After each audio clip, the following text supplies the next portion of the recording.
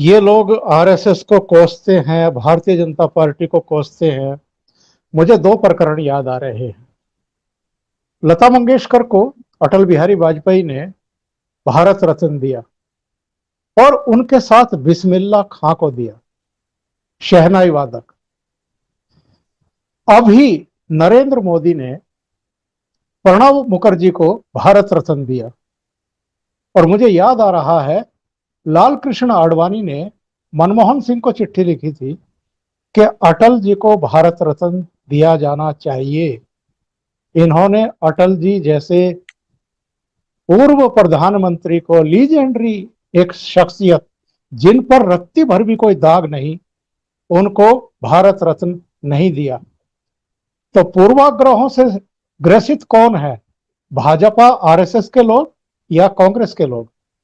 नहीं, यही लोग। फिर सिर्फ कांग्रेस नहीं, जिसको हम लिबरल बोलते हैं, सेक्युलर बोलते हैं, ये सब आज के मनुवादी है।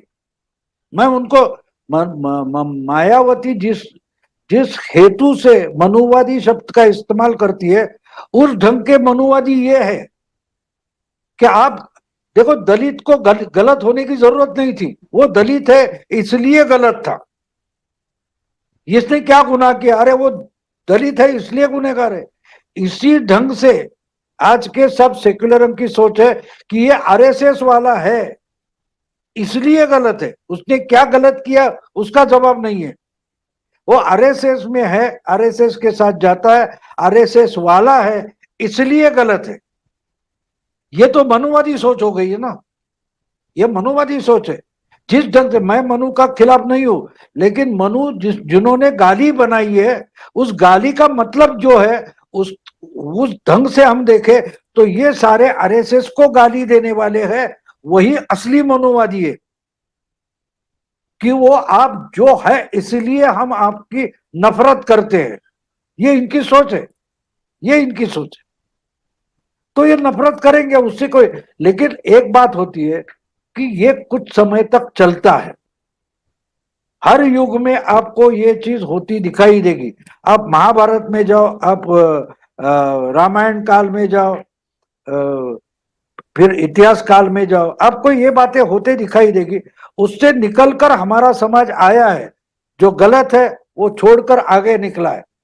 लेकिन अभी भी गलती होती रहेगी, अभी भी गलती होती रहेगी ना। देखो, 77 में इसी देश ने इंदिरा जी को हराया था। जी जी। वहां से होते, यानी कांग्रेस पहली बार देश में हार चुकी, मेजोरिटी गई और हार गई। इंदिरा जी हार गई, फिर से आ गई। होते होते 2014 साल आ गया जब कांग्रेस पूरी तरह से हार चुकी है। तो ये स्लो प्रोसेस होता है। और ढंग से अगर मोदी के बाद भी ढंग से अगर बीजेपी काम नहीं करेगी तो उसकी भी कांग्रेस हो जाएगी। उसको हटाने वाला कोई ना कोई नेता पैदा होगा, कोई पार्टी पैदा होगी। और अगर बीजेपी की कांग्रेस हो जाएगी, यानी पावर करप्ट, पावर करप्ट, अगर करप्ट लोग ही बीजेपी में चलते आगे चलकर निकलेंगे तो बीजेपी को हटाने के लिए कुछ ना कुछ निकलेगा। शायद आरएसएस ही दूसरी पार्टी निकालकर इनको खत्म कर देगी। इसलिए आरएसएस अलग बैठी है। जो पार्टी में, पॉलिटिक्स में आरएसएस नहीं आती। अगर कांग्रेस और सत्ता अलग रखी गई होती तो कांग्रेस को इस देश में कोई चैलेंज नहीं कर सकता। लेकिन कांग्रेस और सरकार, इसमें फर्क ही नहीं बचा। कांग्रेस का अध्यक्ष ही प्राइम मिनिस्टर होगा और प्राइम मिनिस्टर ही कांग्रेस का अध्यक्ष बनेगा। आरएसएस का संघ चालक कभी किसी भी स्टेट का मुख्यमंत्री नहीं होता, मंत्री नहीं होता, चुनाव नहीं लड़ता। वो अलग बैठे, अलग बैठे। इसलिए उनको मालूम है अगर बीजेपी राजनीति में गलत रास्ते पर निकल गई तो हम ही उसको खत्म कर देंगे, हम दूसरा अल्टरनेटिव खड़ा करेंगे। इसलिए आरएसएस अलग रखी है। जो आरएसएस को गाली देते हैं उनको पता ही नहीं है कांग्रेस से आरएसएस क्या है। आरएसएस क्या है?